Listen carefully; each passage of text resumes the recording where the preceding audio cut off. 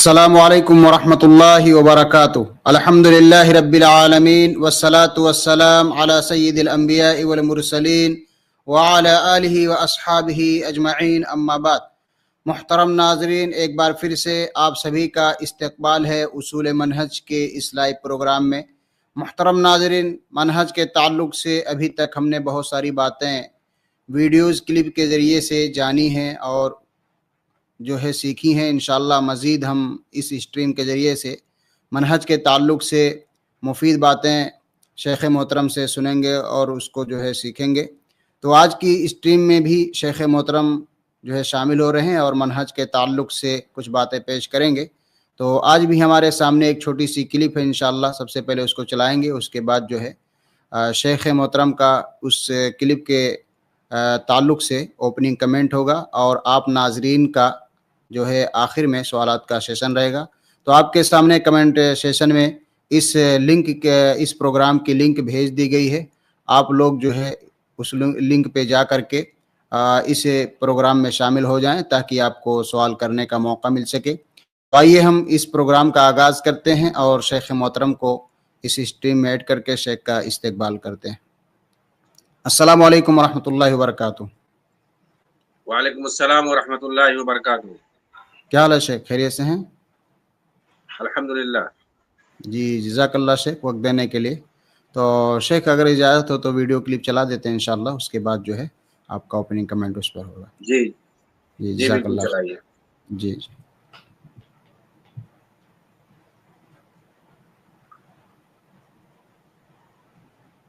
بعض لوگوں کا موقف یہ رہتا ہے کہ جب تک مسلمانوں کے آپس میں اندرونی معاملات درست نہیں رہتے تب تک نظام خلافت کا قیام ممکن ہی نہیں ہے، اور اگر آپ نے بزور دست خلافت کا قیام کر دیا تو اس کے نیچے مسلمانوں کے آپس میں معاملات تو درست ہوں گے نہیں، ناپ تول میں کمی ہوگی، کاروبار میں دھوکے ہوں گے، گفتاری طریقت میں گالی گلوچ ہوگی، پھر تو اسلام کا امیج اور بھی خراب ہو جائے گا۔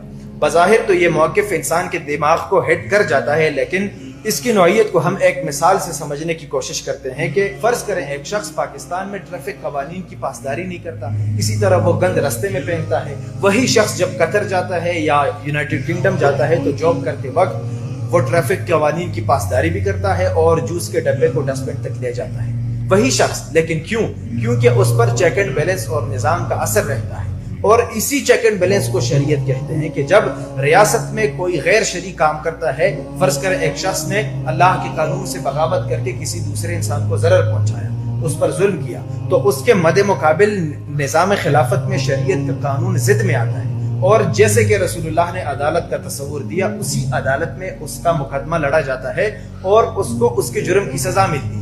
تو جب معاشرے میں چیک اینڈ بیلنس ہوگا، پیٹرول پمپ پر، ریڈی والے پر، تاکہ ناپ تول میں کمی نہ ہو، معاشرے میں افراد پر، ایجوکیشنل انسٹیٹیوٹس پر اور اسی طرح حکمرانوں پر بھی چیک اینڈ بیلنس رہتا ہے۔ آپ کو حضرت عمر کے واقعے کا پتہ ہوگا کہ ایک صحابی نے پوچھا تھا کہ آپ کی قمیص اتنی لمبی کیوں ہے۔ بہرحال بتانے کا مقصد یہ تھا کہ معاشرے کو صالح کرنے کا سب سے بڑا سبب اور رستہ ہی نظام خلافت ہے۔ اگر واعظ و نصیحت سے معاشرہ صالح بنتا تو محمد مصطفیٰ سے سب سے بڑا مبلغ تھا ہی نہیں، ان جیسا انداز گفتار کسی کا تھا ہی نہیں۔ اگر ان کے الفاظ سے معاشرہ صالح نہیں ہوا تو آپ کیا سمجھتے ہیں کہ آپ کے واعظ و نصیحت سے معاشرہ صالح ہوگا؟ اگر محمد مصطفیٰ کو شریعت اور نظام کا قیام معاشرے کو صالح کرنے کے لیے پڑا تو آپ کیا کہتے ہیں کہ آپ نظام خلافت کے قیام کے بغیر معاشرے کو صالح کر پائیں گے؟ ہرگز ممکن نہیں ہے۔ معاشرے کو صالح کرنا، جرم کے خلاف قانون کا ضد میں آنا ہی دراصل نظام خلافت کے قیام کے بعد ہی ممکن ہے۔ جی شیخ۔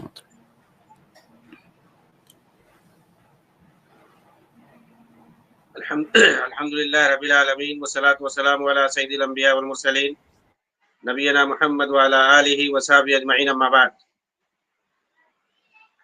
محترم ناظرین اکرام، آج کے اس ہفتہ واری اصول منہج کے نام پر جو اسٹریم چل رہی ہے، آپ سب کا خیر مقدم ہے۔ اس پروگرام کے اندر اصول منہج سے متعلق امور کو پیش کیا جاتا ہے، اور خاص طور سے موجودہ زمانے میں جو کہ میڈیائی دور ہے، سوشل میڈیا کے اندر بہت سارے لوگ دین کے نام پر، خلافت کے نام پر چورن بیچتے ہیں اور اللہ کی زمین میں اصلاح کا دعویٰ کر کے فساد مچاتے ہیں۔ انما نحن مصلحون کہتے ہیں، لیکن اللہ تعالیٰ نے کیا کہا ہے؟ الا انہم المفسدون، یہ لوگ فسادی ہیں، بالکل یہی ان کا کام ہے۔ آپ دیکھیں یہ بندہ جو کہ اسراری ہے، جماعت اسلامی یعنی مودودی جماعت اور تنظیم اسلامی یعنی اسراری جماعت، ان لوگوں کی تحریروں اور تقریروں نے مسلم نوجوانوں کو جتنا گمراہ کیا ہے حکومت الہیہ اور نظام خلافت اور نظام مصطفیٰ کے نام پر، اور جتنا دھوکہ دیا ہے، ان کو دین سے جتنا دور کیا ہے، کیونکہ ان لوگوں نے دینی معاملات اور عبادات اور ساری چیزوں کو ہلکا بنا کر کے پیش کیا ہے، اور حکومت کو، اقتدار کو، خلافت اور حکومت الہیہ کے نام پر حکومت قائم کرنے کو ہی سب سے بڑا مشن، بلکہ انبیاء کا کام، جی ہاں، انبیاء کی دعوت کا مقصد اور اصل شریعت اور دین سب کچھ اسی کو انہوں نے بنا دیا۔ ایسا لگتا ہے کہ آج تک ان کے علاوہ دین کو کسی نے سمجھا ہی نہیں۔ 21ویں صدی میں یہ آئے ڈاکٹر اسرار، مودودی، سید قطب جیسے لوگوں نے دین کو سمجھانے کی کوشش کی ہے۔ اس سے پہلے تو سب لوگ جو ہے جہالت میں تھے، سب لوگ جو عہد طفولت میں تھے، جاہلیت کی زندگی میں زندگی بسر کر رہے تھے، انہیں کسی چیز کا کوئی شعور ہی نہیں تھا۔ جیسے کہ بہت سے اندھ بھکت کہتے ہیں کہ ہندوستان 2014 میں آزاد ہوا، اس سے پہلے کچھ تھا ہی نہیں۔ بالکل ان لوگوں کا ایسے ہی مسئلہ ہے۔ انہوں نے جو دین کا تصور دیا ہے نا، اس سے پہلے لگ رہا ہے کہ دین کے بارے میں کسی کو کوئی علم ہی نہیں تھا، سب لوگ جاہل تھے، دین کا کوئی شعور ہی نہیں تھا۔ ان لوگوں نے بالکل ہی مودودی اندھ بھکت ایسا بولتے ہیں، انہوں نے جو انقلاب برپا کیا، دین کی جو تشریح پیش کی، پڑھو جو ہے قرآن کے 4 اصطلاحات کیا کیا جو ہے، ایسا جو ہے دین کے بارے میں جو بتایا ہے، جو اس کی تشریح بھی آج تک کوئی جو ایسا پیش نہیں کر سکا۔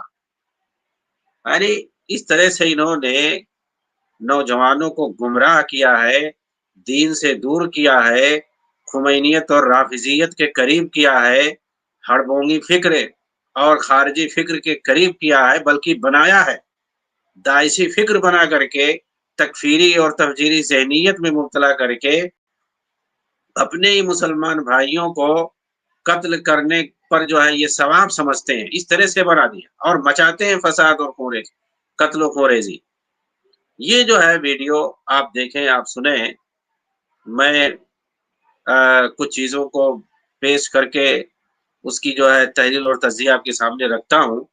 اب یہ جناب کیا بول رہے ہیں کہ بعض لوگوں کا موقف رہتا ہے کہ جب تک مسلمانوں کے آپس میں اندرونی معاملات درست نہیں رہتے تب تک نظام خلافت کا قیام ممکن نہیں ہے۔ یعنی ان کا کہنے کا مطلب یہ ہے کہ پہلے معاشرہ صالح ہونا چاہیے۔ کچھ لوگوں کا یہ کہنا ہے، کچھ لوگوں کا نہیں جناب، سب کا یہ کہنا ہے۔ تم لوگ جسے کچھ لوگ کہتے ہو نا، وہی جمہور ہیں، وہی سب لوگ ہیں۔ اور صالح معاشرہ جب وجود میں آئے گا تو ظاہر سی بات ہے وہی لوگ حکومت میں آئیں گے۔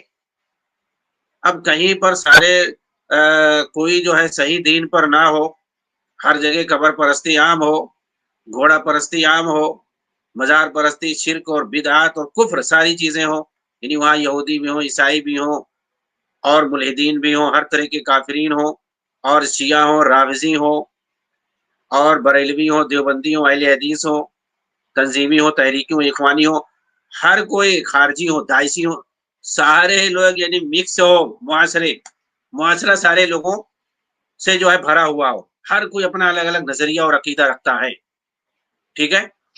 اب یہ بیچارے لوگ جو ہیں کیا کریں گے؟ نظام خلافت لاگو کریں گے اس معاشرے پہ۔ کیسے لاگو کریں گے؟ ظاہر سی بات ہے طاقت کے زور پہ لاگو کریں گے، قتل و خونریزی مچا کر کے لاگو کریں گے، ٹھیک ہے۔ اب یہ لاگو کریں گے، اس کے بعد کون سا نظام لائیں گے؟ چلو انہوں نے حکومت قائم کر لی نظام خلافت کے نام پہ اور اعلان کر دیا کہ اب جو ہے خلافت شروع ہو گئی، تو اب بتائیے یہ جو ہے کس کو لائیں گے؟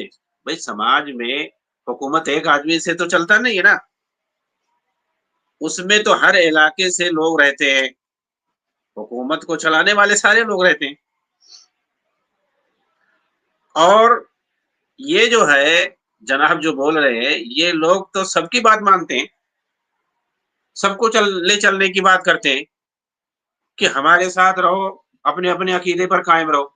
اس کا مطلب یہ ہوا کہ جب یہ خلافت بھی لاگو کریں گے وہاں بھی یہی فیصلہ سنائیں گے کہ کسی پر کوئی زور زبردستی نہیں ہے، اپنے اپنے عقیدے پہ قائم رہو۔ ارے بھائی یہ تو کون سی خلافت ہے؟ اگر یہی خلافت تم کو لاگو کرنا ہے پھر تو جو ہے خمینی والی خلافت ہے جس کو تم لوگ مانے ہوئے، اس کا مطلب وہی لاگو کرنا چاہتے ہو یا اس سے بھی بدتر لاگو کرنا چاہتے ہو۔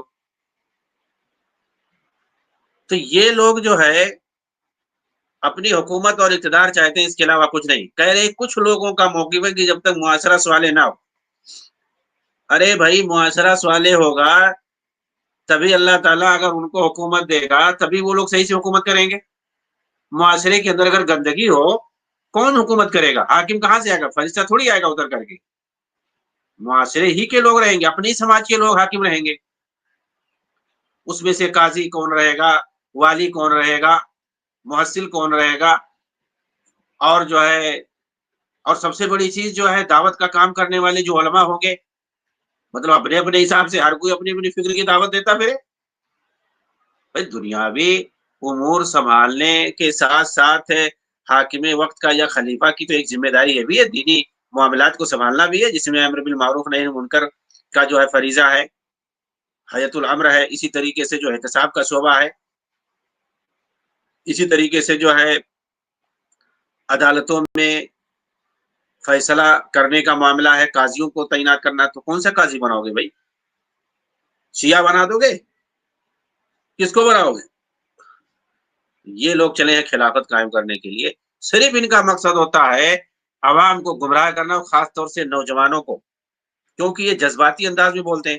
ابھی ویڈیو آپ نے سنا ہوگا، دیکھا ہوگا، کیسا جو ہے بیک گراؤنڈ میں وہ جو ہے کیا کہتے ہیں، انہوں نے میوزک سیٹ کر رکھا ہے اس طریقے سے کہ بہت ہی مطلب کوئی اچھی بات بتا رہے ہیں، غور و فکر کرنے والی بات بتا رہے ہیں، ایسی بات کوئی بول نہیں سکتا ہے۔ یعنی جو فتنہ پرور والی بات انسان کر رہا ہے اس کو ایسا ہی لوگ بنا کر کے پیش کرتے ہیں اور اس کو وائرل کرتے ہیں، شیئر کرتے ہیں پورے جو ہے سوشل میڈیا میں، جگہ جگہ، ہر جگہ، ہر پلیٹ فارم پر، تاکہ اس کو لاکھوں لوگ، سینکڑوں لوگ جو ہے اس کو دیکھیں اور اس سے متاثر ہوں۔ متاثر ہوتے بھی، ظاہر سی بات ہے، جب کوئی چیز بار بار آدمی دیکھے گا، سنے گا، خواہ وہ جھوٹ ہی کیوں نہ ہو، اس سے آدمی متاثر ہو جائے گا۔ تو لوگ یہی کرتے ہیں۔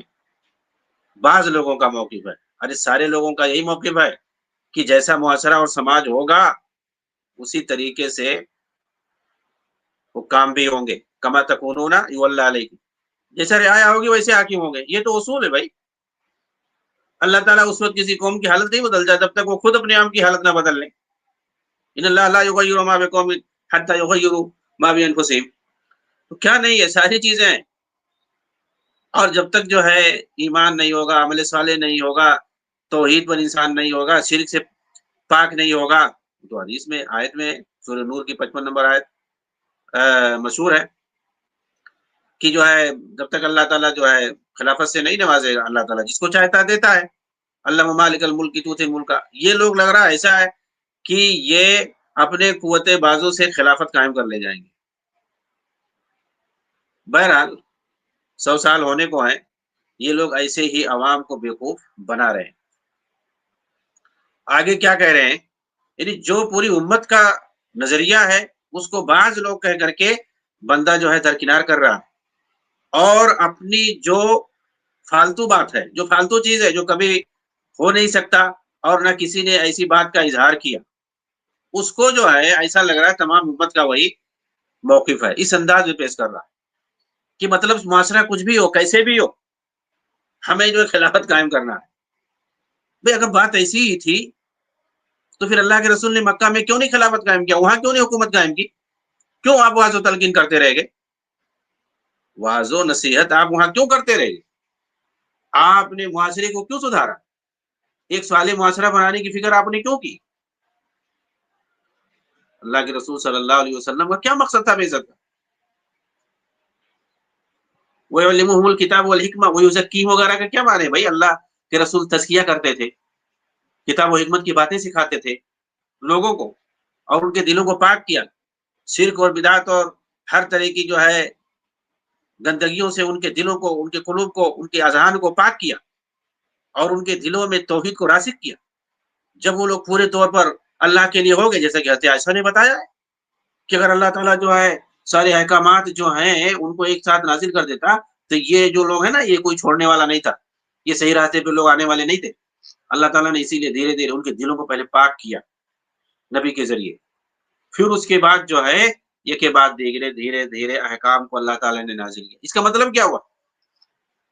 جب انسان صالح ہو جاتا ہے، معاشرہ جب بہتر ہو جاتا ہے تو ان کے اوپر جو بھی احکام شرعی احکام لاگو کرو گے وہ مانیں گے. اور ایسے ہی اللہ کے رسول نے کیا تھا. وہاں پر کوئی جو ہے ایسا نہیں ہے کہ جو ہے حکومت لا کر کے کھڑا کر دیا اللہ کے رسول نے، چاہے مکہ ہو یا مدینہ ہو، احکامات نازل ہوتے گئے، اس حساب سے اللہ کے رسول نے وہ سب لاگو کیا جہاں جیسا مناسب تھا. اور چونکہ ایسے لوگ تھے آپ صلی اللہ علیہ وسلم کے جو صحابہ تھے ان کا ذہن اور دماغ اس طریقے سے صاف ہو چکا تھا، توحید میں اتنے پکے ہو چکے تھے، شرک اور بدعت اور ساری چیزوں دنیا داری ساری چیزوں سے اتنا بے تعلق اور لا تعلق ہو چکے تھے کہ اللہ کی طرف سے ان کے پاس جو بھی احکامات آتے تھے ان سب کو جو ہے پورا کرنے میں وہ پیش رہتے تھے، کوئی بھی چیز ہو. حتیٰ کہ آپ دیکھیں بعض صحابہ سے اگر غلطی ہو گئی، زناکاری وغیرہ ثابت ہو گئی تو سرزد ہو گئی تو انہوں نے خود آ کر کے کہا اللہ کے رسول میں نے جو ہے زنا کیا ہے، مجھے جو پاک کر دیا ہے. یعنی حد کو نافذ کرنے کے لیے انہوں نے خود کیا، آج کون کرنے والا؟ تو ویسا معاشرہ پہلے بنانا پڑے گا. بہرحال یہ ان لوگوں کا اپنا مسئلہ ہے. آگے کیا کہتے ہیں کہ اور اگر آپ نے بزور دست خلافت کا قیام کر دیا تو اس کے نیچے مسلمانوں کے آپس میں معاملات تو درست ہوں گے نہیں، ناپ تول میں کمی ہوگی، نہ تو جو ہے کاروبار میں دھوکے ہوں گے، گفتاری طریقت میں جو ہے گالی گلوچ ہوگی، پھر تو اسلام کا امیج اور بھی خراب ہو جائے گا. سوال یہ ہے کہ یہ بزور دست جو ہے خلافت قائم کریں گے، اس سے کیا مراد ہے؟ بزور دست اگر قائم کر دیا تو کیا اس سے معاملات درست ہو جائیں گے؟ یہ کہنے کا مطلب یہ ہے یعنی نہیں ہوں گے درست، یہ اعتراض ہے لوگوں کا. تو یہ جو ہے بزور دست، یعنی بزور دست کا مطلب کیا ہوتا ہے؟ طاقت کے زور پہ، طاقت کے زور پہ خلافت قائم کرنا، اس کو کیا کہتے ہیں؟ یہ تو اس کو جو ہے خود یہ لوگ اس کے مخالف ہیں، یہ تو اس کو مانتے ہی نہیں ہے. اس کو تو یہ لوگ جو ہے ملوکیت کہتے ہیں. بھائی تمہارے یہاں خلافت تو ہے، شورائیت کا نام ہے نا، پھر یہ طاقت کے ذریعے سے خلافت کہاں قائم ہوتی ہے؟ طاقت کے ذریعے سے تم خلافت قائم ہوئی، اسی تو خارجیت کہتے ہیں. یہ لوگ جو ہے مختلف پیرائے میں اس چیز کو بیان کرتے رہتے ہیں، اپنی خارجیت کو، اور خلافت کے نام پر دہشت گردی اور بغاوت کر کے قتل و خونریزی مچاتے رہتے ہیں. یہ خوارج کی تاریخ رہی ہے. یہ لیں گے نام خلافت کا اور ملک کے اندر بغاوت مچائیں گے، فساد مچائیں گے، لیکن نام لیں گے کس چیز کا؟ خلافت کا. بھائی تمہارے ہاں جب طاقت سے تلوار کے ذریعے اگر کوئی حکومت حاصل کرتا ہے تو اس کو تو تم لوگ جہالت کہتے ہو، اس کو تو جو ہے تم لوگ بدترین ملوکیت کہتے ہو. تو پھر تم اگر جو ہے طاقت کے ذریعے سے حکومت حاصل کرو گے جس کو تم خلافت کہتے ہو تو اس کو کیا کہیں گے؟ یعنی آپ یہی سمجھ لیں کہ جیسے مصر کے اندر پہلے حکومت تھی حسنی مبارک کی یا جس کی بھی تھی، وہ تو طاغوت تھا کیونکہ فوجی حکومت تھی، لیکن اس کے بعد اخوانیوں نے وہاں بغاوت شروع کر دی. بہت سارے لوگ 2011 میں بہت سارے لوگ اس بغاوت میں مارے گئے، فتنہ فساد میں اتھل پتھل جو مچائی ان لوگوں نے. لیبیا کو تباہ کر دیا، ٹیونس کو تباہ کر دیا، یمن کو تباہ کر دیا، کہاں کہاں نہیں انہوں نے تباہی مچائی. مصر کو تباہ کرنا چاہتے تھے. بہرحال وہاں کا جو فوجی حاکم تھا حسنی مبارک، اس کی عقلمندی تھی کہ اس نے عقلمندی کا ثبوت دیتے ہوئے چھوڑ کر کے اور فوج کو سمجھا دیا کہ تم کو کیسے ڈیل کرنا ہے، اور ان سے اس نے اچھے سے نپٹ لیا۔ یہ لوگ جو ہے جب حکومت میں آئے لوگوں سے وعدہ کر کے کہ ہم جو ہے خلافت کا نظام لاگو کریں گے، ایسا اور ویسا کریں گے، پھر کیا کیا ان لوگوں نے؟ کون سا نظام لاگو کیا؟ ٹی وی پہ آ کر کے جس کو انہوں نے صدر بنایا، مرسی کو، اس نے آ کر کے مذاق اڑایا شریعت کا، اور کہا کہ اس وقت جو ہے ایسا موجودہ دور میں ایسا ممکن نہیں ہے کہ شریعت لاگو ہوگا، حدود اور قصاص یا ہاتھ کاٹنا، یہ سب مذاق اڑایا اس نے، کہا ایسا تو فقہ کی کتاب۔ مطلب یہ کہ جو ہے یہ ہاتھ کاٹنا فقہ کی کتاب میں، قرآن میں نہیں ہے، حدیث میں نہیں ہے اس کے یہاں۔ قرآن حدیث کا اس کا مطلب انکار کر رہا ہے، تو صاف صاف اس نے انکار کیا۔ لیکن وہی سب سے بڑا ان کے امام ہے، شہید ہے، امام ہے جو شریعت کا منکر ہے، سب کے سامنے آج بھی ویڈیو موجود ہے۔ اس نے کیا کیا بھائی؟ کچھ نہیں کیا، پارلیمنٹ والا نظام جو انگریزوں کا بنایا ہوا تھا اسی کو لاگو کیا، اور کہا بھی اس نے سب کے سامنے، کہا ٹی وی پر، کہا کہ پارلیمنٹ میں جو قانون بنایا جائے گا، جو اس کے جو نمائندے ہیں سب، یعنی ممبر جو ہے پارلیمنٹ کے، وہ لوگ جو قانون بنائیں گے، یعنی انسانوں کا بنایا ہوا قانون وہی لاگو ہوگا۔ تو یہ انسانی وضع کردہ قانون کو مانتے ہیں، یقین رکھتے ہیں اور لاگو بھی کرتے ہیں، لیکن پھر بھی جو ہے یہ بڑے متقی اور پرہیزگار مسلمان ہیں، اور اگر کوئی دوسرا جو ہے اسی دستور کے مطابق فیصلہ کرے، حکومت کرے، تو وہ کیا ہے؟ کافر ہے، مرتد ہے۔ تو یہ ان کے یہاں جو ہے دوغلا پنی ہے۔ دو چیزیں آج تک انہوں نے جہاں جہاں حکومت قائم کی ہے، شریعت کے نام پہ، خلافت کے نام پہ، جو بھی یہ کہتے ہیں، نظام مصطفیٰ کے نام پہ، نظام خلافت، وہاں جو انہوں نے بدترین حکومت قائم کی ہے، کہیں انہوں نے شریعت لاگو نہیں کیا، حدود کے ساتھ کہیں انہوں نے لاگو کی، اور جہاں لاگو ہے ہر طرح سے، جیسے کہ سعودی کے اندر، اس کو یہ لوگ کفر کہتے ہیں، اس کو یہ لوگ مرتد بولتے ہیں، طاغوت کہتے ہیں۔ جی ہاں، تو جہاں اصل شریعت لاگو ہے اس کو یہ لوگ طاغوت بولتے ہیں، اور جہاں یہ لوگ انگریزوں والی جو ہے والا دستور لاگو کرتے ہیں، وہ ان کے ہاں شریعت ہے۔ کیوں؟ اس کا مطلب یہ ہوا کہ ان کی جب حکومت آ جائے تو وہ شریعت ہو جاتی ہے۔ یہی لوگ اصل شریعت کے رکھوالے ہیں، عیسائیوں کے ساتھ مل کر کے، شیعوں اور رافضیوں کے ساتھ مل کر کے، اور ہر طرح کے ملحدوں کے ساتھ مل کر کے یہ لوگ جو حکومت کرتے ہیں، وہ سمجھو کہ اصل اسلامی ہے، اسلامی ملک ہے، اسلامی نظام ہے، خلافت ہے باقاعدہ۔ اور دوسرے چاہے دین اور شریعت سب کچھ لاگو کر دیں، کتاب و سنت سب کچھ لاگو کر دیں، توحید پر قائم ہو، شرک سے دور ہوں، ساری چیزیں، اور شرک کے خلاف لڑائی کریں، تب بھی ان کے نزدیک وہ مسلمان نہیں ہے۔ یہ خوارج ہے، کیونکہ خوارج کے یہاں تو صحابہ بھی مسلمان نہیں تھے۔ حضرت علی کو خوارج نے جو مارا تھا کافر سمجھ کر کے، اور اس نے کہا تھا کہ اب میں جنت میں جاؤں گا، جی ہاں، ثواب سمجھ کر کے مارا تھا۔ تو یہ ان کا نظریہ ہے۔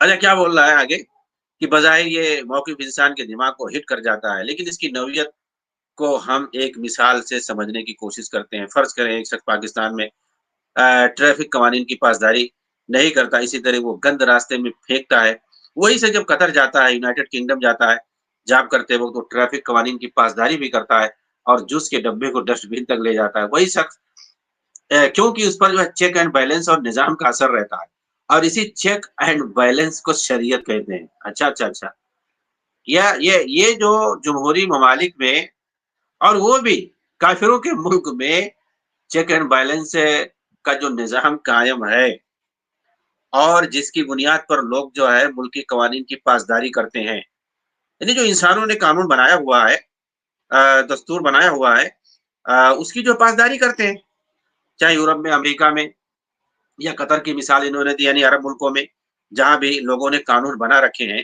لوگ اس کی پاسداری کرتے ہیں۔ تو یہ کیا کہہ رہے ہیں کہ اسی کو جو ہے شریعت کہتے ہیں، چیک اینڈ بیلنس کو شریعت کہتے ہیں اسی کو۔ ارے بھائی، تو تم کو نظام خلافت الگ سے لانے کی کیا ضرورت ہے؟ اسلامی شریعت لانے کی کیا ضرورت ہے؟ تو پھر وہی جمہوریت تمہارے لیے کافی ہے۔ جی ہاں، یہ لوگ جو ہے انہی دنیاوی امور کو، اور اسی جو ہے دنیاوی سیاسی نظام کو یہ لوگ اصل شریعت مانتے ہیں، اسی لیے ان کی زبان سے نکل جاتی ہے یہ چیزیں کہیں نہ کہیں، جبکہ باقی جو دینی امور ہیں اور عبادات ہیں وہ سب ان کی یہاں جو ہے ٹریننگ کورس ہے، اس کا یہ لوگ اس کو ہلکے میں لیتے ہیں۔ آپ جو ہے اسرار کی زبان سے سنیں گے، ڈاکٹر اسرار کی زبان سے، ایسے ہی یہ سب مروجہ مذاہب ہے، تو ہر دھرم میں، ہر ملک میں پایا جاتا ہے۔ امریکہ میں بھی آدمی نماز پڑھتا ہے، روزہ رکھتا ہے، ہندوستان میں بھی نماز پڑھتا ہے، روزہ رکھتا ہے، ہر جگہ آدمی یہ سب کام کر لیتا ہے، کہاں نہیں کرتا ہے؟ لیکن جو اصل دین ہے نظام خلافت، وہ تو کرنا اصل ہے، یعنی ان کے یہاں حکومت قائم کرنا یہی اصل دین ہے، اور حکومت میں چیک اینڈ بیلنس یہی شریعت کا نام ہے ان کے یہاں، یعنی ملکی قوانین کی پاسداری کرو تو سمجھو وہی اصل شریعت ہے، یہ مطلب ہوا نا؟ تو بھائی اس کا مطلب یہ ہے کہ ہندوستان میں جو ہے اسلامی شریعت لاگو ہے، اگر یہاں کے لوگ قانون کی پاسداری کرتے ہیں تو اس کا مطلب ہندوستان میں شریعت لاگو ہے، یا تمہارے ملک میں بھی اگر لوگ جو ہے قانون کی پاسداری کرنے لگے، اس کا مطلب نہیں کرتے ہیں، کرتے نہیں ہے تمہارے حساب سے، لیکن اگر کرنے لگے جو بھی، کیا ایسا نہیں ہے کہ وہاں قانون نہیں ہے، وہاں بھی قانون ہے، ہر اعتبار سے قانون بنائے گئے ہیں کہ اس کی آدمی پاسداری کرے، کیا وہاں یہ قانون نہیں ہے کہ جو ہے ٹریفک نظام کی پاسداری کی جائے، یا یہ کہ جو ہے جوس کے ڈبے کو ڈسٹ بین میں پھینکا جائے، ہر جگہ کہیں بھی کچرا نہ کیا جائے، شاہراہ پر، چوراہوں پر یا سڑکوں پر، یہ تو ہر جگہ جو ہے قانون ہوتا ہے، بلکہ لکھا رہتا ہے ڈسٹ بین پر کہ کچرا اسی میں ڈالو، یا دیواروں پہ جگہ جگہ لکھا رہتا ہے کہ یہ تھوکنے کی جگہ نہیں، ہر جگہ کی توجہ، یہ تو عام لکھا رہتا ہے، اور قانون بھی یہ ساری چیزیں ہیں، تو کہاں نہیں قانون ہے بھائی؟ یہ قانون تو تمہارے یہاں بھی ہے، یہ قانون تو بھارت میں بھی ہے، یہ قانون تو ہر جمہوری ملک میں ہوتا ہے، اس کا مطلب یہ ہوا کہ امریکہ میں بھی شریعت لاگو ہے۔ اگر چیک اینڈ بیلنس کو اور ملکی دستور کو اور قانون کی پاسداری کا نام اگر شریعت ہے، تو پھر بتاؤ مجھے کہاں نہیں شریعت لاگو ہے؟ وہ تو نیپال میں بھی شریعت لاگو ہے، سری لنکا میں بھی جو اسلامی شریعت لاگو ہے تمہارے حساب سے۔ جی ہاں، یہ خوارج کا جو ہے نظریہ ایسے ہی ہوتا ہے۔ اب جو آدمی جو ہے اقتدار اور حکومت کو اور اقامت دین کے نام پر حکومت قائم کرنے ہی کو شریعت اور اصل دین سمجھ لے گا، تو ظاہر سی بات ہے اس کے یہاں یہی ہوگا۔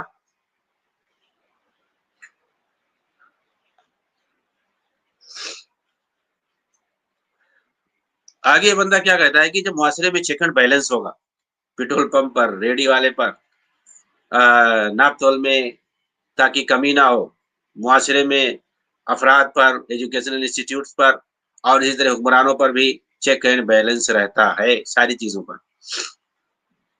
یعنی نظام خلافت لاگو ہوگا تو یہ ملکی قوانین جو ہے چیک اینڈ بیلنس سب کے اوپر رہے گا، ایک ریڑھی والے سے لے کر کے پیٹرول پمپ سے لے کر کے حکمرانوں تک سب پر یہ رہتا ہے۔ ارے کہاں نہیں ہے بھائی؟ کہاں نہیں ہے؟ چین میں جو ہے کوئی بڑا سے بڑا حاکم ہو، ذمہ دار ہو، جج ہی کیوں نہ ہو، اگر وہ جو ہے سود لیتے ہوئے پکڑا گیا ہے، کوئی بھی جو ہے رشوت لیتے ہوئے پکڑا گیا، یا کوئی جو ہے ملکی قوانین کی خلاف ورزی کرتے ہوئے پکڑا گیا، اس کو فوراً پھانسی دے دی جائے گی۔ اور یورپین ممالک میں بھی کوئی بھی ہو، اگر مالی فساد میں پکڑا گیا کسی چیز میں، رشوت میں یا کسی جو کرپشن میں، تو اس کو فوراً جو ہے اس کے خلاف ایکشن لیا جاتا ہے۔ ہر جگہ یہ نظام ہے، ہمارے اور آپ کے ملک میں بھی ہے، لاگو نہ ہو الگ بات ہے، لیکن ہے، لیکن لاگو کر بھی تو سکتے ہیں، اسی چیز کو لاگو جہاں نہیں ہے کر سکتے ہیں۔ اب تم لوگ جو عربوں کی مثال دیتے ہو اچھائی میں بھی کہ وہاں قانون لاگو ہوتا ہے، جیسے قطر کی تم نے مثال دیا، یورپ کی مثال دیتے ہو، تو اس کا مطلب یہ ہے کہ ان تمام ملکوں میں شریعت لاگو ہے۔ پھر جو ہے تم کو نئے سرے سے شریعت لانے کی کیا ضرورت ہے بھائی؟ خلافت لانے کی کیا ضرورت ہے؟ کیونکہ تم کہتے ہو کہ خلافت، نظام خلافت میں یہ ساری چیزیں ہوتی، چیک اینڈ بیلنس سب پہ لاگو ہوتا ہے، قانون سب پر یکساں لاگو ہوتا ہے، تو ہر جگہ تو لاگو ہوتا ہے، جمہوری ملکوں میں بھی لاگو ہوتا ہے، جہاں اسلامی شریعت نہیں ہے وہاں بھی تو لاگو ہوتا ہے، ہر جگہ لاگو ہوتا ہے، کہیں عمل ہوتا ہے کہیں نہیں عمل ہوتا ہے۔ اس کا مطلب جہاں عمل ہو رہا ہے، جیسے یورپین ممالک میں یا جو ہے چین وغیرہ میں، شمالی کوریا میں، یا جہاں بھی لاگو ہو رہا ہے، اس کا مطلب وہاں تمہارے نزدیک خلافت قائم ہے۔ اور جہاں نہیں لاگو ہو رہا ہے، یا مطلب لوگ اس کی پاسداری نہیں کر رہے ہیں، تو وہاں کرنا چاہیے، بس یہی اتنا ہے۔ اسلامی شریعت لانے کی کوئی ضرورت نہیں تمہارے یہاں، کیونکہ بس قانون کی پاسداری ہو، یہ ساری چیزیں وہ سب ہے۔ تو یہ ان کے یہاں یہ اصل میں اندھ بھکتی کی وجہ سے کچھ بھی یہ لوگ مثال دے دیتے ہیں، جس نظام کو یہ خود جو ہے کفر سمجھتے ہیں، اسی کی مثال دے رہے ہیں، اسی کی مثال یہ لوگ دیتے ہیں۔ اس کے بعد آپ دیکھیے بندہ کیا کہہ رہا ہے کہ آپ کو حضرت عمر کے واقعے کا پتہ ہوگا. ایک صحابی نے پوچھا تھا کہ آپ کی قمیص اتنی لمبی کیوں ہے؟ جی ہاں پتہ ہے. خوارج کے پاس یہ من گھڑت واقعہ بہت بڑی دلیل ہے حکمرانوں کے خلاف بغاوت اور تان و تشنی کے لیے. جی ہاں، حضرت عمر کے خلاف جو ہے اعتراض کرنا مطلب یہ ہے، اس میں کون سا کیا کہتے ہیں چیک اینڈ بیلنس ہے، کیا لاگو ہوتا ہے بھائی؟ کون سا دستور حضرت عمر پہ لاگو ہو رہا ہے؟ یہ قمیص کتنی لمبی ہے، یہ واقعہ دراصل حضرت عمر رضی اللہ تعالیٰ عنہ نے لوگوں کے درمیان، مطلب ایک روایت ہے، ایک واقعہ ہے جس میں یہ بتایا گیا ہے کہ کہیں سے کپڑا آیا مال غنیمت میں، تو حضرت عمر رضی اللہ عنہ نے اسے لوگوں میں تقسیم کیا. اب وہ ایک ایک کپڑا تھا. ایک ایک کپڑا کا مطلب عام طور سے جوڑی ہوتی ہے، 2 چادر ہوتی ہے. تو ایک ایک جو ہے کپڑا لوگوں کو تقسیم کیا ان کے کہنے کے واقعے کہنے کے حساب سے. لیکن حضرت عمر رضی اللہ تعالیٰ عنہ کو منبر پر دیکھا گیا کہ وہ 2 کپڑا پہنے ہوئے تھے، جوڑا پہن کے آئے ہوئے تھے. تو وہیں پر کھڑے ہو کر کے ایک صحابی نے اعتراض کر دیا، اور غالباً وہ نام حضرت عمار کا لیا جاتا ہے جو واقعے کے اندر بتایا گیا. انہوں نے کہا کہ جب حضرت عمر نے کہا کہ میری بات سنو سارے لوگ، وہ کھڑے ہو گئے، کہا میں آپ کی بات نہیں سنوں گا. کہا بھائی وہ کیسے؟ آپ دیکھیں مطلب اس طرح سے ہوتا ہے کیا؟ تو انہوں نے کہا کہ آپ نے ہم لوگوں کو ایک ایک کپڑا دیا اور یہ آپ 2 کپڑا پہنے ہوئے ہیں، جب تک اس کا جواب نہیں دو گے ہم جو ہے آپ کی بات نہیں سنتے. تو کہتے ہیں کہ انہوں نے اپنے لڑکے عبداللہ کو بلایا آواز دے کر کے، وہ آئے تو ان سے پوچھا کہ یہ جو دوسرا کپڑا یہ کس کا ہے؟ تو انہوں نے کہا یہ میرا کپڑا ہے، میں نے ان کو ہدیہ دے دیا ہے. اور اس طرح سے انہوں نے دونوں جوڑ کر کے بنایا ہوا ہے. تب ان کو اطمینان ہوا، تب کہا کہ ٹھیک ہے آپ کہو، میں آپ کی بات سنوں گا. اچھا سوال یہ ہے کہ اگر یہ واقعہ تو اسے من گھڑت ہے ان لوگوں کا، اور اس طرح کئی ایک من گھڑت واقعات ہیں ان کے پاس جس کو بنیاد بنا کر کے یہ حاکم وقت اور خلیفہ پر اعتراض کرنے کو اور جو ہے اس کے خلاف اس پر جو ہے تنقید کرنے کو جائز سمجھتے ہیں، کیونکہ انہیں تنقید کرنا ہے، ان کو جو ہے تان و تشریح کرنا ہے. تو ایسے کچھ واقعات ہیں تاریخ میں جن کو بنیاد بناتے ہیں، حالانکہ وہ سب جھوٹے واقعات ہیں. انہی میں سے ایک جھوٹا من گھڑت واقعہ یہ بھی ہے. اچھا مثال کے طور پر اگر وہاں پر ان کے لڑکے عبداللہ نہ ہوتے تو اس کا مطلب کیا ہوتا؟ ان کی بات سنی نہیں جاتی، اور کیا جو ہے وہی بھری مجلس میں ان کو پوچھنا تھا. اگر وہ جو ہے بات بھائی کہہ دیتے اپنی، بعد میں اعتراض کر دیتے کہ جب تک وہ ثابت نہیں کر دیں گے، کہیں وہ چلے گئے اب ان کو بولا گیا لاؤ، اس کے بعد وہ ثابت کریں گے. اور دوسری بات جو ہے جو سب سے اہم ہے، یہ تو مجھے یہی لگتا ہے کہ روافظ میں سے جو کہ صحابہ کے دشمن حضرت عمر کو جو سب سے زیادہ کٹر دشمن ہے، انہی لوگوں نے اس واقعے کو گڑھا ہوگا اور خوارج نے اس کو لے لیا کہ کیا صحابہ کو حضرت عمر پر بھروسہ نہیں تھا؟ حضرت عمر پر کیا ان لوگوں کو بھروسہ نہیں تھا؟ ان کو بھائی سب سے زیادہ وہ لوگ اچھا مانتے تھے، اور اس زمانے میں اس وقت جو ہے سب سے بہتر وہی تھے، سب سے افضل وہی تھے، سب سے زیادہ انصاف پسند وہی تھے، عادل جو ہے خلیفہ تھے. تو کیا ان کو یہ اعتبار نہیں تھا کہ انہوں نے جو ہے خوشگمانی میں، کیا یہ خوشگمانی لوگ نہیں رکھ سکتے تھے کہ ہو سکتا ہے انہوں نے جو ہے کسی سے دوسرا لیا ہو، لے کر کے دونوں سلایا ہوا؟ کیا وہ یہ یقین رکھتے تھے کہ انہوں نے حضرت عمر نے یہ جو ہے خود جو ہے زیادہ لے لیا ہوگا، یعنی دوسروں کے مقابلے انہوں نے زیادہ لے لیا، یعنی ظلم ہوا، انہوں نے ظلم کیا گویا؟ تو کیا وہ ظالم سمجھ رہے تھے حضرت عمر کو، یا وہ سمجھ رہے تھے کہ انہوں نے جو ہے دوسروں کو کم دیا اپنا زیادہ لیا؟ یہی ہوا نا. کیا ایسا صحابہ سمجھتے تھے؟ اس کا مطلب صحابہ پر بھی جو ہے ان کے خلاف یہ بات جا رہی ہے. اس واقعے سے ثابت ہو رہا ہے کہ خلیفہ جو ہے صحابہ جو ہے حضرت عمر بھروسہ نہیں کرتے تھے، ان کا بھی احتساب کرتے تھے باقاعدہ. یہی تو ہوا، ان کو اچھا نہیں سمجھتے تھے جبکہ وہ سب سے افضل تھے. تو اس واقعے میں اگر آپ دیکھیں گے تو بہت سارا جھول ہے. ہاں، حضرت عمر رضی اللہ تعالیٰ عنہ پر इस तरह से गोया एक तोहमत है, इस तरह से लगाना, इस तरह से बोलना। और एक जो अहम बात मैं बता करके अपनी बात खत्म करूंगा इस वाक़े के ताल्लुक से, कि क्या ऐसा हो सकता है कि एक एक कपड़ा दे, क्या यही अदल है? अरे भाई, अदल कहते हैं कि जो जिस चीज का मुस्तहिक हो उसको उतना मिले। अगर कोई जो है 10 साल का लड़का है तो उसको उसके हिसाब से कपड़ा दिया जाएगा, और अगर कोई 6-7 फीट का बड़ा आदमी है तो उसको उसके हिसाब से कपड़ा दिया जाएगा। क्या दोनों को 1-1 मीटर दे देना ये आदल है? अरे ये तो जो है बेवकूफी है। जो जितने का मुस्तहिक हो उसको उसी हिसाब से दिया जाएगा, ये अदल है। कि जो बड़ा है उसको जो है 2 मीटर दिया जाए और जो छोटा है बच्चा है उसको 1 मीटर दे दिया जाए, यही बेहतर है और यही अदल है।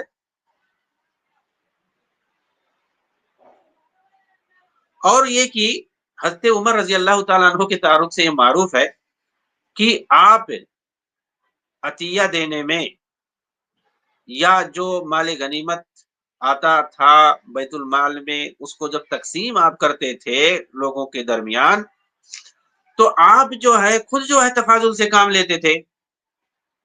आपने कैटेगरी बना रखी थी, किसी को ज्यादा देते थे, किसी को कम देते थे। ये मारूफ है। ये जो आप किसी भी किताब में, तारीख की किताब में आप देख सकते हैं कि हजरत उमर रजी अल्लाह तआला अन्हु के यहाँ कैटेगरी थी। बद्र वालों को अलग देते थे, उनको अफजल समझ करके, अज़वाजुल मुतहरात को अलग हिसाब से देते थे, और दीगर अंसार मुहाजिरीन सहाबा का मेयार अलग था। उसके अलावा सिगार सहाबा और जो बाद के लोग हैं उनका मेयार अलग था। सबका अलग अलग मेयार था। किसी को कम देते थे, किसी को ज्यादा देते थे, किसी को 12-15 हजार देते थे और किसी को 2-3 हजार देते थे। कितना ज्यादा फर्क है भाई। और यही अदल है, जो जिन चीज का मुस्तहिक उसको दिया जाए। हालांकि इस वाकये से लाजिम आता है कि हजरत उमर जो है ये तफाजुल से काम नहीं लेते थे, बल्कि जो है सबको एक जैसा देते थे, चाहे वो बदरी साहबी हो, चाहे वो बाद का कोई आदमी हो, सबको एक जैसा समझते थे। हालांकि ऐसा नहीं है, बल्कि आप तफाजुल से काम लेते थे, फजीलत के हिसाब से आप देते लेते थे।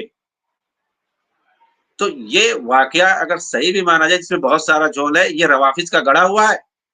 सहाबा में से किसी से नहीं साबित है कि उन्होंने खुलफा पर कोई एतराज किया हो भरी महफिल में। उनके सामने हदीस थी भाई, जब अहादीस उनके सामने है तो वो उसके खिलाफ करेंगे? कभी नहीं कर सकते।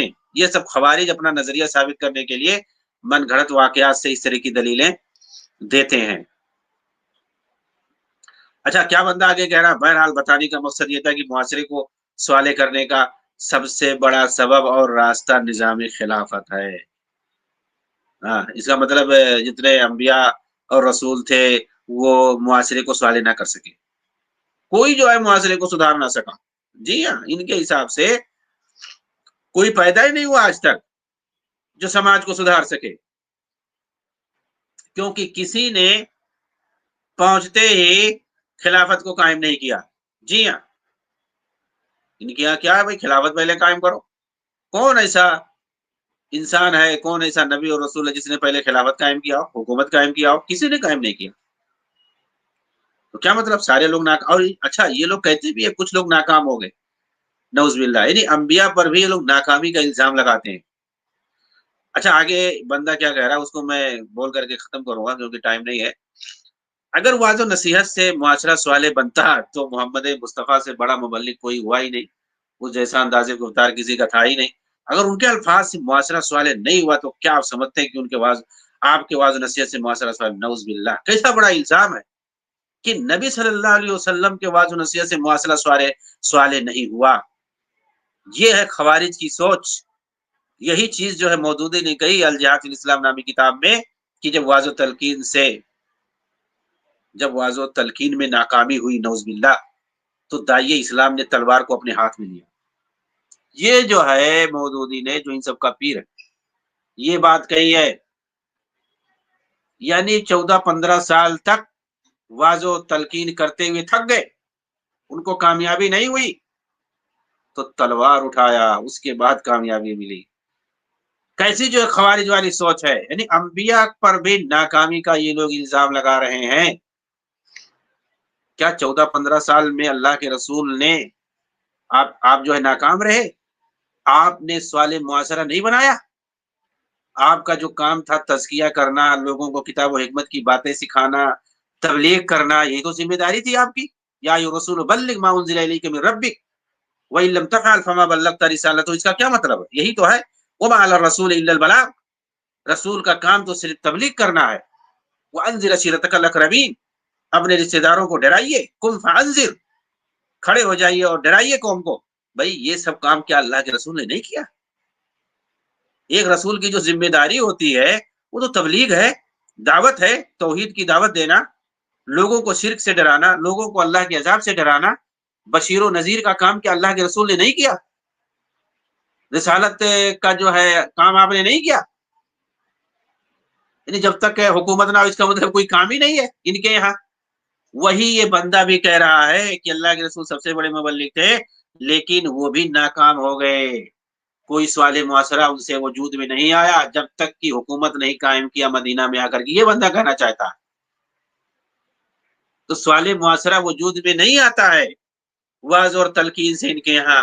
मतलब ये है कि कत्लो खूनेज़ी मचाओ, फसाद मचाओ, तब जाकर के सवाल मुआशरा वजूद में आएगा इनके यहाँ। ये जो है यही चीज आप देखेंगे मौदूदी ने कही है, यही चीज खुमैनी ने कही है, यही चीज जो है खारजियों का इस वक्त इख्वानियों का जो सबसे बड़ा सरबराह माना जाता है मोहम्मद हसन दद्दू, उसने भी यही चीज कही है। और यही खारजी इख्वानियों और रावजियों का अकीदा है कि वाज और तलकीन से मुआशरा सवाले नहीं बनता है। इसीलिए दावत के काम में, तौहीद की दावत में, अमर बिल मारूफ नही अनिल मुनकर के काम में इनको दिलचस्पी नहीं है। ये लोग इसमें दिलचस्पी नहीं लेते हैं कि मस्जिदों में वाज और नसीहत करें, दुरूस का एहतमाम करें। और ये लोग जो है इसीलिए क्या बनाएंगे, मीटिंग हॉल ये लोग कायम करते हैं। ये लोग जो है क्या कहते हैं, लाइब्रेरी बनाते हैं, कॉन्फ्रेंस हॉल, मीटिंग हॉल। वहां पर ये लोग खुफिया मीटिंगें करते हैं, साजिशें करते हैं, कैसे खिलाफत कैसे कायम किया जाए, उसके लिए तगोदो कैसे किया जाए, नौजवानों को कैसे वर्गलाया जाए, अपनी जो है तंजीम के अंदर कैसे जो है ज्यादा से ज्यादा लोगों को जोड़ा जाए, इकट्ठा किया जाए। ये सब जो है ये लोग मीटिंग हॉल बनाते हैं, कॉन्फ्रेंस हॉल बनाते हैं और जो है लाइब्रेरी बनाते हैं। वहां पर जो है ये लोग ब्रेन वॉश करते हैं, काम करते हैं। मस्जिदों का इनको ज्यादा ध्यान नहीं होता है। मस्जिदों का ध्यान नहीं होता कि मस्जिद बनाएं और मस्जिदों में जो है दुरूस का एहतमाम करें, वाज़ नसीहत का एहतमाम करें, लोगों को जो है वहाँ बड़े पैमाने पर खुतबे के जरिए से, दुरूस के जरिए से, प्रोग्राम, दीनी प्रोग्राम और इज्तिमाअत के जरिए से लोगों की इस्लाह करें और उनका तज़किया करें। ये काम नहीं करते हैं लोग। यही वजह है, बिल्कुल यही वजह है, क्योंकि वाज और तलकीन का इनके यहाँ कोई फायदा नहीं, बल्कि ये लोग नबी सल्लल्लाहु अलैहि वसल्लम पर भी इल्जाम लगाते हैं कि वो भी नाकाम हो गए नौज़ुबिल्लाह। जैसे इस बंदे ने साफ साफ कहा कि इतने बड़े मुबल्लिग थे लेकिन उनसे भी कुछ नहीं हुआ जब तक कि उन्होंने खिलाफत नहीं कायम की। खिलाफत तलवार के जरिए से, मौदूदी ने जैसा कहा है कि जब तलवार हाथ में लिया तब जाकर के एक मुआशरा जो है, एक रियासत वजूद में आई। ये जो है इनका नजरिया है। जी हाँ, अब इससे ज्यादा क्या कह सकते हैं। अल्लाह ताला इन लोगों की जो है फिक्र से, खारजी फिक्र से उम्मत को और बतौर खास नौजवानों को महफूज रखे। और जहाँ भी इस तरह की फिक्र ये लोग फैला रहे हैं, राइज कर रहे हैं, उनका जो है ज़रूरी है इस वक्त इसी जो है सोशल मीडिया पर जवाब दिया जाए, ताकि यहीं पर ये एक्सपोज हो और लोगों को, खासतौर से नौजवानों को पता चले कि किस तरह से ये शहद के अंदर जहर मिला करके लोगों को, नौजवानों को पिलाने की कोशिश करते हैं और उन्हें गुमराह करने की कोशिश करते हैं। जी जी, जज़ाकल्लाह खैर। शेखना, इंशाअल्लाह अब हम कुछ सवालात जो है नाजरीन के लेते हैं जो इस वक्त जो है इसमें जुड़े हुए हैं। तो आज के हमारे सबसे पहले गेस्ट हैं अबू खनसा। मैं इनको ऐड करता हूं, अपना सवाल करें। अबू खनसा। अस्सलामु अलैकुम रहमतुल्लाहि व बरकातहू। वालेकुम अस्सलाम रहमतुल्लाहि व बरकातहू। शेख डॉक्टर इसार साहब कहते हैं कि یہ قرب قیامت یہودیوں کا غلبہ ہوگا، ان کی حکومت آئے گی، عراق، شام اور سعودی عرب کا کچھ حصہ، شمالی حصہ، مصر کا کچھ حصہ یہودیوں کے قبضے میں آئے گا، اور اس کے بعد امام مہدی آئیں گے، آنے کے بعد ایک ایک کو قتل کریں گے۔ تو ایک شخص نے یہاں پر ایک کیپشن لکھا ہے فیس بک میں کہ ڈاکٹر اسرار صاحب کی پیشن گوئی کیا ہے واضح ہو گئی، اور کیا لکھا ہے، تو اس کی کیا حقیقت ہے؟ اس سے تھوڑا وضاحت کر دیں مہربانی۔ دیکھیے ڈاکٹر اسرار جو ہے عربوں کی مخالفت میں بہت ساری پیشن گوئیاں کرتے تھے، عربوں کی مخالفت میں ان کی زندگی کٹ گئی ہے، شیعوں کو، رافضیوں کو، اور جو ہے قبر پرستوں کو، تصوف اور خانقاہیت میں پڑے لوگوں کو انہوں نے پروموٹ کیا ہے، ٹھیک ہے۔ انہوں نے عربوں کی ہمیشہ مخالفت کی ہے، کیونکہ وہاں پر خانقاہیت نہیں ہے، ان کا جو خارجی نظریہ اور فکر ہے وہاں پہ نہیں چلتا ہے۔ تو عربوں کی مخالفت میں انہوں نے بہت کچھ کہا ہے، اور یہودیوں کے تعلق سے ان کے جو بھی پیشین گوئی ہے تو اس طریقے سے تو ہر کوئی کہتا رہتا ہے اسرائیل ایسا ہوگا، گریٹر اسرائیل کا جو خواب ہے تو یہ خواب صرف اسرائیل کا نہیں ہے، وہ ان کے یہاں جو خواب ہے نیل سے فرات تک یہی چیز ہے، شمال اور جنوب میں نہیں ہے، مشرق اور مغرب میں ہے۔ نیل اور فرات کہاں ہے؟ مغرب اور مشرق میں ہے۔ نیل جو ہے مصر میں ہے، اسرائیل کے مغرب میں، اور فرات عراق میں ہے، اسرائیل کے مشرق میں۔ شمال اور جنوب کا ذکر نہیں ہے، سمجھ رہے ہیں؟ ان کے یہاں جو نظریہ ہے توسیع کا، خواب ہے، وہ نیل سے فرات تک ہے بس۔ اب باقی چیزیں گریٹر اسرائیل کیسے ہوگا، کیا نہیں ہوگا، یہ یہودیوں کا خواب ہے۔ ایسے ہی بہت ساری جو پرانی نسل کی قومیں ہیں، اپنی قومیت پرستی میں جو اپنے قوم کو بہت اونچا سمجھتے ہیں، ظاہر سی بات ہے یہودی اپنے آپ کو بہت اونچا سمجھتے ہیں اور اپنے علاوہ سب کو جانور سمجھتے ہیں، یہ چیز ہے۔ مسلمان تو سب کو ایک جیسا سمجھتے ہیں۔ ان کے علاوہ بہت ساری ایسی قومیں ہیں، فارسی ہے، ایران والے، یہ لوگ بھی اپنی قوم کو سب سے اونچا سمجھتے ہیں۔ جی ہاں، ان کے یہاں توسیع پسندی ہے، سارے عربوں کو یہ ہڑپنا چاہتے ہیں، اور پورے جو ہے بر صغیر پر جو ہے سینٹرل ایشیا پر یہ قبضہ جمانا چاہتے ہیں، عربوں پر قبضہ ان کا بھی توسیع پسندانہ نظریہ تو ایران کا بھی ہے، جیسے یہودیوں کا ہے ویسے ایرانیوں کا بھی ہے، فارسیوں کا بھی وہی نظریہ ہے توسیع پسندانہ۔ تو آخر جو ہے اگر اسرائیل کا توسیع پسندانہ جو نظریہ ہے اور اس سے کچھ مسلمان ممالک اس کے ماتحت ہو جائیں گے تو فارسیوں کا بھی تو وہی توسیع پسندانہ نظریہ ہے، اس کے ذریعے سے بھی تو بہت سارے ممالک جو ہے اس کے ماتحت آ سکتے ہیں۔ ترکوں کا بھی توسیع پسندانہ نظریہ ہے، جی ہاں، وہ بھی جو ہے عربوں پر قبضہ کرنا چاہتے ہیں، اور بہت سارے لوگ دعویٰ بھی کر رہے تھے 2023 کا بڑی جو ہے سختی سے انتظار کر رہے تھے، بڑے جذبے کے ساتھ انتظار کر رہے تھے کہ 2023 میں پتہ نہیں کیا کیا ہو جائے گا۔ کیا ہوا بھائی؟ 2023 گیا کہ نہیں گیا؟ ابھی باقی ہے، لگتا ہے بھکتوں کے یہاں بھی باقی ہے 2023، ابھی آیا ہوا نہیں ہے۔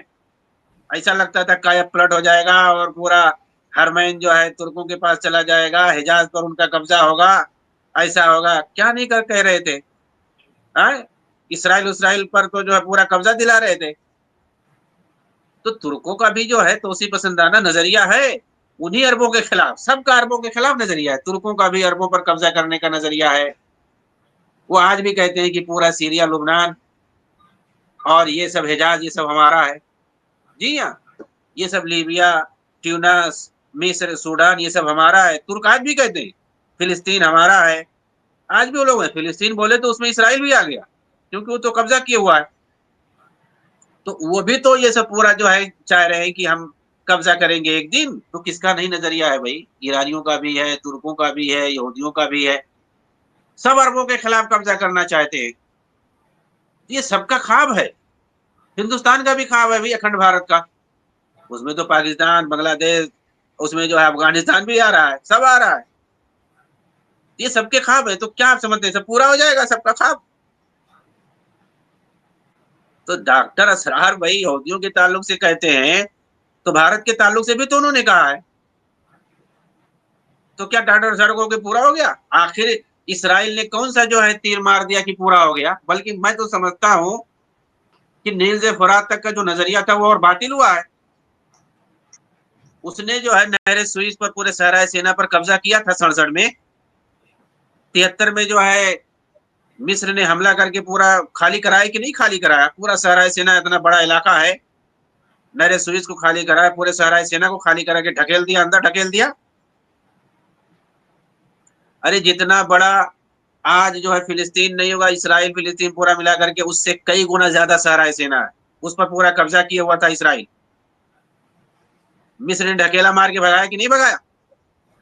उसको भी इख्वानी जो है मिस्री हुकूमत को गलत कहते हैं, इसराइल का एजेंट कहते हैं। बताइए, उस पर भी मिस्री हुकूमत की तारीफ नहीं करते हैं, जिन्होंने मिस्री हुकूमत ने, उसकी फौज ने नहर सुइस को और पूरे सहराए सेना के इलाके को और बाद में जो है गज्जा के इलाके को खाली करवाया। जी हाँ, ये सब खाली करवा लिया गया था। गज्जा भी जो खाली करवाया गया था पूरा। वहां से जो है इसराइली फौज भागी थी, जितने यहूदी वहां आबादकारी थे सबको भगाया गया था 1995 के अंदर। जी हाँ, वहां के जो मुजाहिदीन थे अल-फतह वाले, उन सब लोगों ने मार के भगाया था मिस्री फौज के साथ मिल करके, उनके ताउन के साथ। आज उस जो है गज्जा इलाके को कब्जा दिला दिया है इन इख्वानी हमासियों ने, चूहों ने। जी हाँ, 1995 में यहूदी वहां से भागे थे पिट करके, आज ये लोग कब्जा किए हुए हैं, कर लिए पूरे तरह से, और वहां के मुसलमानों को मार के भगा रहे हैं। तो ये इख्वानी सबब बन रहे हैं, इसराइल के लिए मदद कर रहे हैं। ये हकीकत क्या है इसके पीछे कोई नहीं बताता है। ये जो लोग ट्रेंड और बयानियां जारी कर देते हैं, फैला देते हैं झूठ का प्रोपेगंडा, चाहे असरारी प्रोपेगंडा हो, इख्वानी प्रोपेगंडा, उसी को लेके लोग उड़ जाते हैं। कौन सा इसराइल है, कौन सा यहूदी है? वो अपने मुल्क में हर कोई जो है शेर बना रहता है अपने इलाके में। कौन सा कब्जा कर लिया भाई? सहराए सेना को तो पहले कब्जा करके दिखाए। 1973 में जो मिस्र ने उसे मार के भगाया था और वापस लिया, और गज्जा को भी वापस दिलाया था। लेकिन इन बेहूदों ने आज जो है उस इतने स्ट्रेटेजिक अहम इलाके को इसराइल के हवाले कर दिया। अब आगे क्या होगा गज्जा में, उसका जो फ्यूचर जो बहुत मजहूल है, कुछ समझ में नहीं आ रहा है इन जो है खबीसों की वजह से। जी हाँ, इतना स्ट्रेटेजिक अहम वाकया बहरे मुतवस्सित के साहिल पर वाक़ था, और वहाँ पूरा जो है सुन्नी शहर आबाद था, खालिस जो है सुन्नी मुसलमान वहाँ पर मौजूद थे। इन बेहूदों ने उसको जो है यहूदियों के हवाले करवा दिया।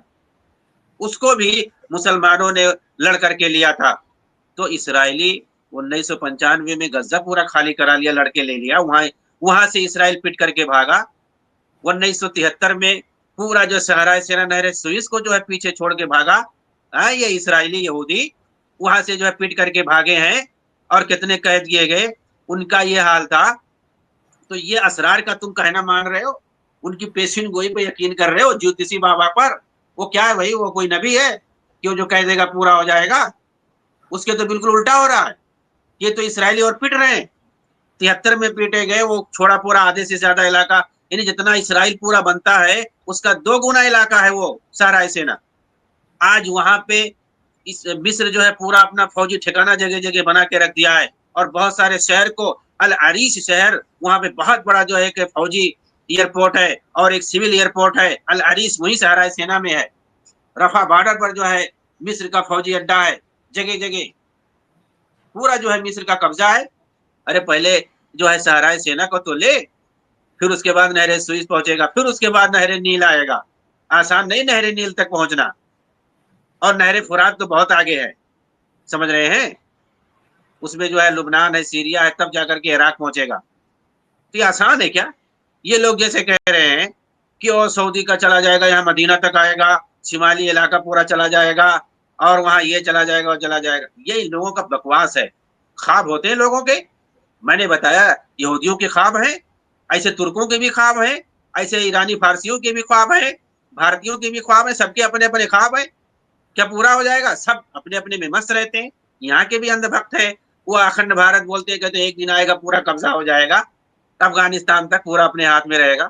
کہتے ہیں یہ لوگ بھی مست ہیں. تو بھائی کسی کے مست ہونے سے اور کسی کے جو خواب دیکھنے سے کیا ضروری ہے کہ اس کا خواب پورا ہو جائے. ایسے ہی ان کا جو ہے اسرار ڈاکٹر اسرار کا کی پیشین گوئی بھی ایسے ہی خواب ہے, چوچو کا مربع ہے. کسی کوئی کہیں بھی کوئی واقعہ پیش آتا ہے دنیا کے اندر, خاص طور سے مسلمانوں کے خلاف اگر کوئی واقعہ پیش آئے گا تو فوراً یہ لوگ کہیں گے دیکھو ڈاکٹر اسرار ایسا بول رہے تھے, یعنی ایسا اس کے قول سے استدلال کریں جسے لگ رہا کوئی نبی تھا. خمینی کا چاٹوکار جو ہے ایسا لگے گا وہ کوئی نبی تھا, اس کی باتوں کو لا کر کے حوالے میں پیش کرتے ہیں. بہرحال اب زیادہ نہیں بولوں گا, ٹائم ہو گیا ہے. جی جزاک اللہ خیر. امید ہے انشاءاللہ بھائی کو جواب مل چکا ہوگا. تو شیخ محترم اللہ تعالیٰ آپ کو جزائے خیر دے, آپ نے اپنا قیمتی وقت دیا. آج کی ہماری اسٹریم ہی پر ختم ہوتی ہے کیونکہ وقت ہو گیا ہے. تو انشاءاللہ پھر اگلی اسٹریم میں آپ سے ملاقات ہوگی. تب تک کے لیے میں آپ سے اجازت چاہوں گا.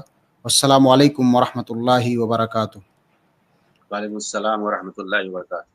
اسی طرح سے میں تمام آڈینس کا, تمام ناظرین و ناظرات کا شکریہ ادا کرنا چاہوں گا جو آج کے اصول منہج لائیو اسٹریم میں وہ جڑے اور اپنا سوالات کیے, اور ساتھ ہی